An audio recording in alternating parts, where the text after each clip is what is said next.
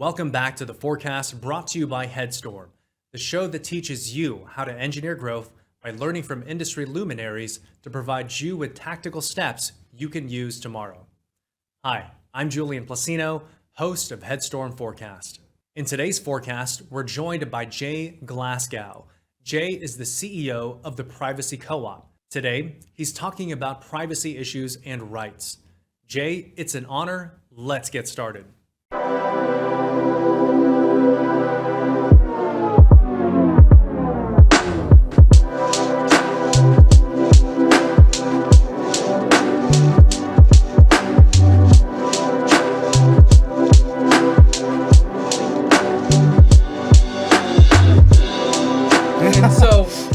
A post-telco world for yourself, you've now started Privacy Co-op, which specializes in a couple things, one of which is obviously privacy, and the second is data management, right? Yeah, that's correct. There's really four legal torts that people can understand without being lawyers. We're all familiar with peeping Tom, right? Don't look at me in the shower. That's very much a privacy thing, right? Yep.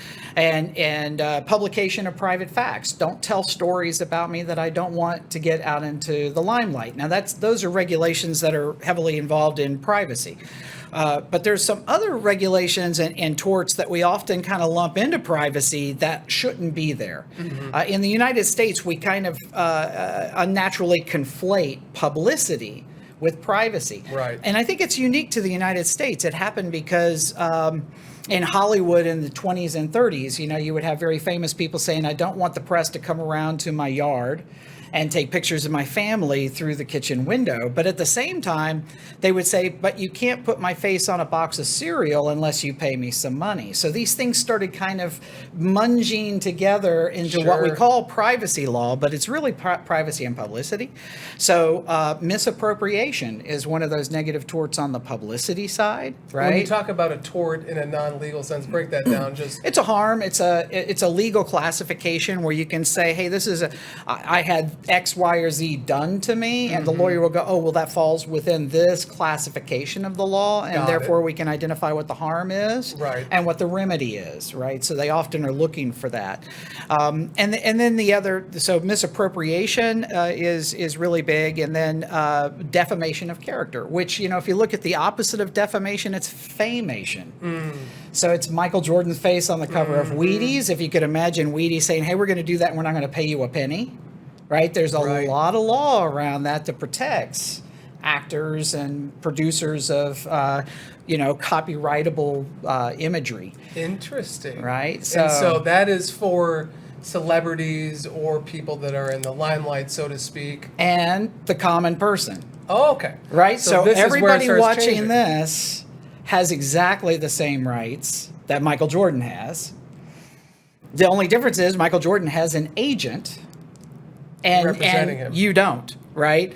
So what's really interesting is that the recent privacy regulations that were crafted starting about 5 years ago started making a role for what they call an authorized agent. You see how that works? I do. It's like all of a sudden they said, hey, the common person needs an agent representing them. Right. I'm still entitled to my image, my likeness. That's it. And all the information that you produce within the data. Right. So it's really a shift from saying that data is the thing that can be owned, which it can't. Right. This is a really great step for people to make. So say that again. I have a cup of water right here, and data cannot be owned. Right. There's going to be some CTOs and some CFOs that are going to be like, in a tailspin right now. They're brains exploding. Yeah, like, what are you talking about? I can't own data? No, you can't own data. I have a cup of water right here, and if I were to go into a court of law and say, Your Honor, I own that water molecule right there. Right there. Yeah, you can't do it, right?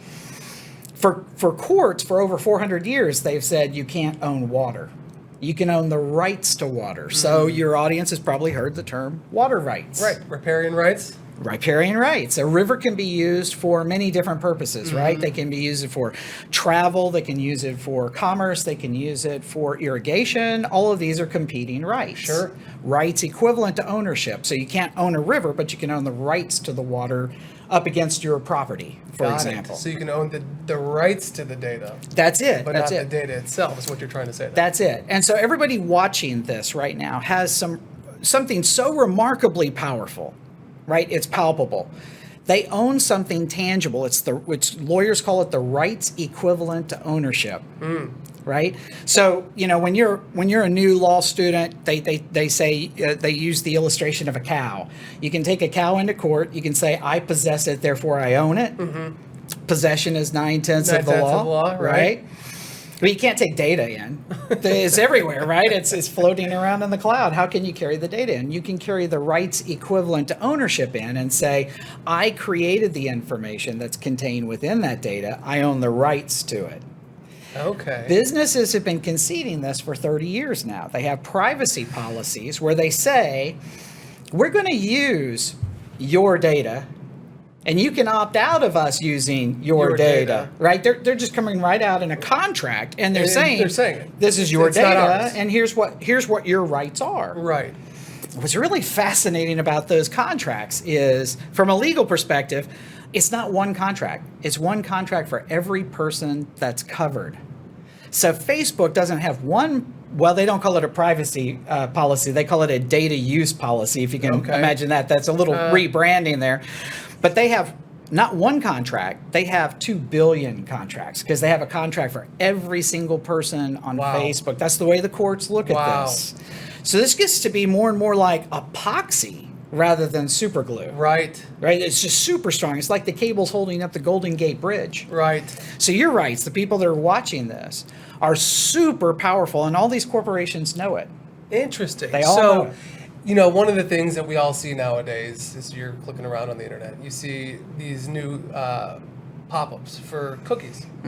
And you can say, yes, I accept all these cookies, or no, I decline all these cookies, or there's sometimes another button that says view more, and you can start putting the radio button to off and taking off things that are less than just the necessary cookies. Yes. Right? Yes. And so as you go through that process, is that the equivalent, or are you trying to say there's even more that you can do from a data rights perspective? Absolutely. Let's demystify cookies for a moment. It's just a little bit of code. Right. We have it at the Privacy Co-op when you come to our website. We want to keep track of things like not what you're doing or who you are, but we want to make it easy for you to be able to go back to the last page you were on. Right. This is a convenience for the viewer in our case. So everybody that wants to persist something that says, hey, you like blue instead of green or whatever, those are little bits of code that ended up being called cookies. That's a fraction of the data that's collected on you when you go to a website. So there's more. Oh, way more. They've gotten to so sophisticated now that they know how fast you scroll. And they'll know, they've been doing this for years, right? Pinterest. One of the things that makes them so appealing to people is that you say, how did they know that I really like Hulk more than Captain America? And why am I starting to see more pictures of Hulk than Captain America? It's because as you were scrolling, you slowed down on the pictures of the Hulk, you sped up on the pictures of Captain America. Got it. Lou Ferrigno is out there somewhere listening to this. He's Very happy. Very happy. Got it. Which he was the best Hulk. Naturally. If I could just say that. No computer animation there. Nope. That was just him and some green, like paint. Yeah. Great guy. So yeah, this is the kind of data that they're collecting more and more. They're tapping into, you might see this in some browsers. They'll ask, can we actually access your camera? And you say, well, I'm not even doing a Zoom meeting right now. Why are you asking that? Right. And on your cell phones now, I would challenge the viewers to go to your privacy settings and you'll see microphone. Mm-hmm. And if you open up microphone under your privacy settings, you'll find out how many apps you've already installed that are listening in on your conversation. So way more than cookies. Right. My watch that I'm wearing right now is more sophisticated than the best lie detector equipment that the courts use. And it can tell my pulse. It can tell, my anxiety while I'm watching something on TV. Right. This is, Samsung's collecting this and they're developing insights on it, right? Naturally. So cookies are like child's play. Yeah, little tiny bit of the story here. Today, we're willing to sacrifice so much privacy for so little. We give up our data for a couple of cat videos, puppy pics, and maybe even a cool or funny meme. Data management and privacy is a tricky subject because it's something we want enforced. Well as somebody else does it, and it doesn't interfere with our posts or how our apps work or the cool new feature on our cell phone. In the next segment, we're going down the rabbit hole to take a deep look at informed consent and the flashlight app, so stick around. So I'm on pick your social media platform of choice. I'm creating content, and you're telling me that that's now not only being used by me and those folks that are out there watching or listening to what I have to say, but there's also a secondary purpose behind this. Yes. And that's being used without my explicit consent. Well, they will say that they have your informed consent. And that's very important. Through So a notice informed- and consent, right? So they give you a notice, and they say by using this app, you consent. you have signed your life away. Right. We own everything. Right. Okay. Yeah. Now, here's another fun story for the viewers, and this is something that I think everybody's going to really enjoy. When you get that contract that says, hey, by installing this app on your phone, you're giving us the right, we're a flashlight app and we're going to measure, all your location stuff and sell it to a foreign government. Right, because naturally, if 'Cause I'm that's what- using a flashlight app, that's what I need you to do. Right. It's silly, but that's what's It happens actually, all the time. It happens all the time. That is actually called an adhesion contract. It's so one-sided that it would never stand up in the court of law. You could hire an attorney and get out of it, but you'd probably have to stop using your flashlight app. Right? There's a better path. The better path is what lawyers call battle of the forms. Okay? Right. Now, for the viewers that don't know what battle of the forms is, and it's really exciting, I love history. I love history. And in the run-up to World War II, that was a long time ago. That was a long time ago. It took 2 years to carve out a contract for supply chain. Right. So to get the steel from a steel manufacturer to a factory took 2 years. Right. Well, you're about to go to war. We need planes, tanks, and ships right now. Right. So the lawyers around the world came up with this idea called the Battle of the Forms. Okay.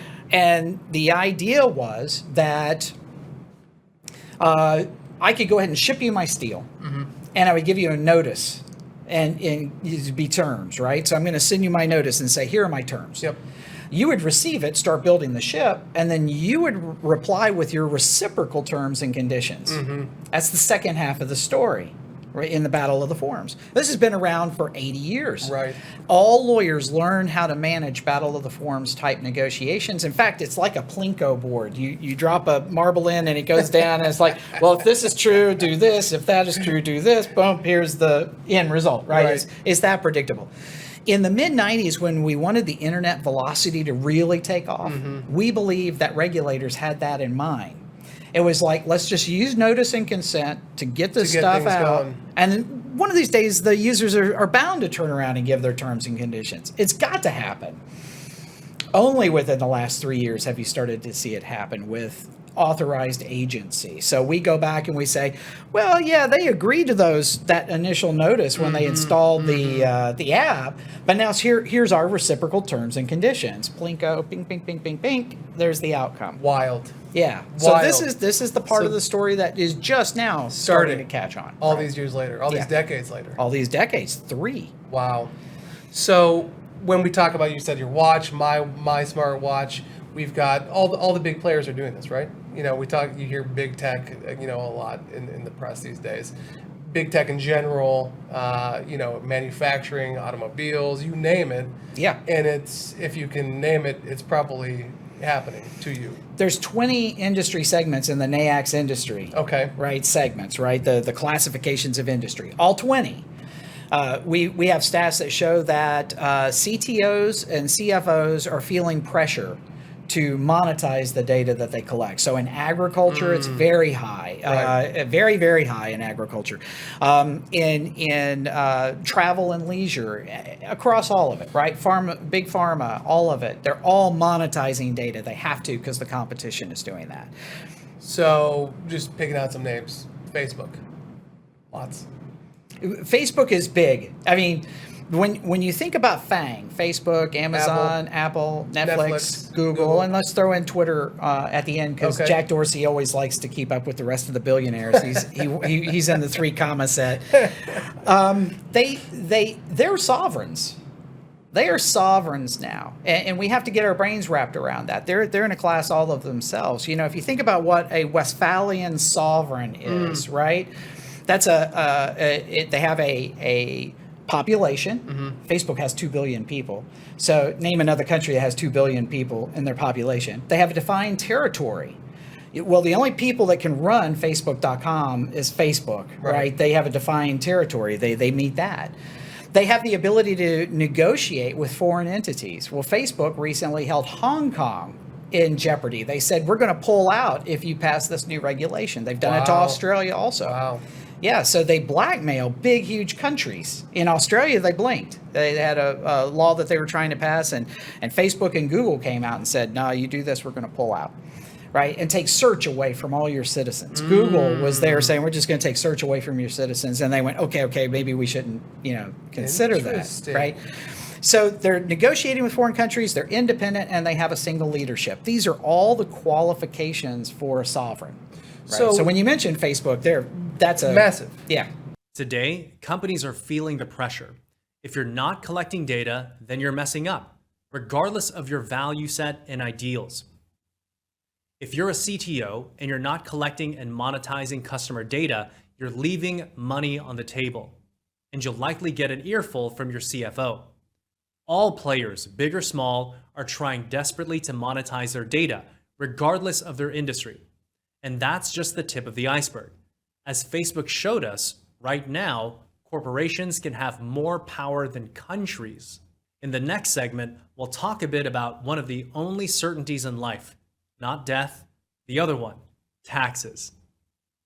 You talk about on a state-by-state basis. So I think GDPR, most people are familiar with nowadays, at least conceptually, and how that applies to data privacy and data rights in the EU. People are starting to become familiar, certainly if you're a resident or travel to California a lot, CCPA, very similar in spirit. And you talk about Illinois being a little bit different, which is different from Texas, which is different from California. Yes. And then you zoomed out and you kind of talk about at a federal level, if it's the new tax on tech, what are the implications for that as a consistency across the United States? That's an excellent question, and throw Colorado and Virginia in on the mix too. They just this year are as strong as CCPA because they saw the money. They saw the dollar signs, and they say we want to go after this as well. Some of the strangest laws we've seen, Nigeria can fine you up to 2% of their GDP. South Africa, they'll throw your C-suite in jail for 10 years. Wow. And in Brazil with LGPD, that's the new one that's coming out, they're reclassifying data. So if your company has hired attorneys, you're trying to do a good job, and the attorneys have said, well, this data is not sensitive personal information. Brazil is now saying, yeah, but if it can be combined with this data over here and it becomes sensitive personal information, we're going to go ahead and treat that like it. And LGPD is gearing up to be lower fines. So what we're starting to see is that Brazil is like, okay, Europe, you're the big guys. We're going to be the traffic cops. We're going to go around, put tickets on everybody's windows and collect $2,500 or whatever. Right, because what we're seeing in Europe, these are massive fines. Oh, they are. Multi-billion, right? Yeah. And everyone I chuckle a little bit. I'm like, hey, good luck collecting that, right? The check is in the mail. Well, but it sounds like Brazil is taking a little bit, like you said, a different approach. Yeah, they're going to do popcorn versus freight trains, right? It's that technique. It's just a little bit from everybody, right? As opposed to really large sums. But I want to focus on that large sums because people will start to wonder, why are businesses working with the privacy co-op if we've got such deep, very strong things? Great question. Well, it's because these businesses are now realizing that governments are after them. Right. And the easiest way to get out of all of the 133 different complexities that are out there, including Brazil, is to get affirmative express consent. Okay. Which is exactly what we license them for our members. So why wouldn't So- I just want to do this and avoid everything? Exactly. This is the FM station going, oh, wait a minute. If I just pay Taylor Swift 19 cents, Tay-Tay, I don't have to worry about a multi-million-dollar lawsuit. Well, here's your 19 Here's cents. your 19 cents. Yeah. Thank you. Have a good day. We are the heroes for businesses, right? So even the sinister cigar smoker, unless they're just bent mentally, are going to say, wait, this is pennies on the dollar that we can pay and get an affirmative express consent in writing with with non-repudiation data. So if I'm ever fined, we're going one better. And I'm reticent to even bring this up, but it's very exciting. Hit me. We are talking right now with major insurance companies about indemnification. Because we know that if we have affirmative express consent, this brings you in compliance with all of these regulations. Sure. What we're looking for is the political risk of this, where the foreign country says, yeah, but you're a foreign company, we're going to hit you with the fine anyway because we think you'll pay. Right. We're even going to try to cover that. Wow. Right. So that's massive. why businesses want to come to us. Yeah, This it's is the right way to do it. It's the right way to do it. Easy. So, in the end, you've got rights. Companies even have rights. As they say in Texas, I've got rights. And if we all play by the rules, it seems like it's a grow the pie situation. Everybody can win and do it in a wise and legal way. That's it. We like to say that we're solving the world's privacy problems through the cunning use of paper. Right? We have a membership agreement that you sign when you became a member of the privacy co-op. That's right. We have an affiliate agreement that the company signs when they become an affiliate of the co-op. That brings the whole licensing thing into view where everybody benefits, right? That's the win-win here. And that's a smoking story right there. I love that. Yeah. I love that. Well, perfect. We can always find something to tax. That's one of humanity's superpowers. Give us enough time and the government will find a way to get a piece of that action. Privacy laws like GDPR gave governments the ability to fine companies for poor data management and privacy practices. The kicker is that big tech companies have their hands in those rules and regulations through lobbies. And they're using them as a barrier to entry. For them, paying a fine is a drop in the ocean. But for their smaller competitors or startups in the same space, it can close their doors in an instant. The Forecast's next segment will give you the inside scoop on how to secure data using a risk-based approach. So, introduction and overview. What is secure coding? Secure coding is the practice of developing code to guard against security vulnerabilities. Numerous security vulnerabilities stem from common software programming bugs. And we have seen this time and time again in various breaches throughout the past couple of years that because somebody has coded something incorrectly, it's led to a breach. And by identifying and addressing these common errors, companies can protect themselves before the software is deployed. We talk about, a lot of us hear the term DevOps. Well, this is DevSecOps. It's putting security in every single part of your development lifecycle. So as you go through Agile, as you go through various other frameworks, it's putting security throughout the entire phase. So that way, when you're ready to go live, Bennett and I don't do a code scan and go, guys, you got to rewrite the entire code base because you have exposed database credentials in clear text. It's stopping that stuff ahead of time. So some people ask, why? Why do we need to worry about security?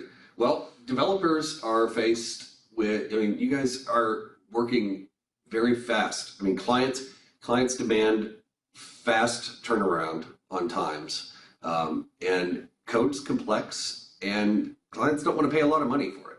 So it's, these are common challenges that us as developers go through. How can an organization, I just touched on this, right? So how can an organization enable their developers to build applications with security to protect their current and future applications from attacks? It's by building security concepts into the software development process. So really what we want to touch on is how do you go about and understand where to start from a secure coding perspective? here's the big caveat. So it will not completely protect against security threats, vulnerabilities, because vulnerabilities get introduced any part of the software development lifecycle, and this includes where the software is hosted.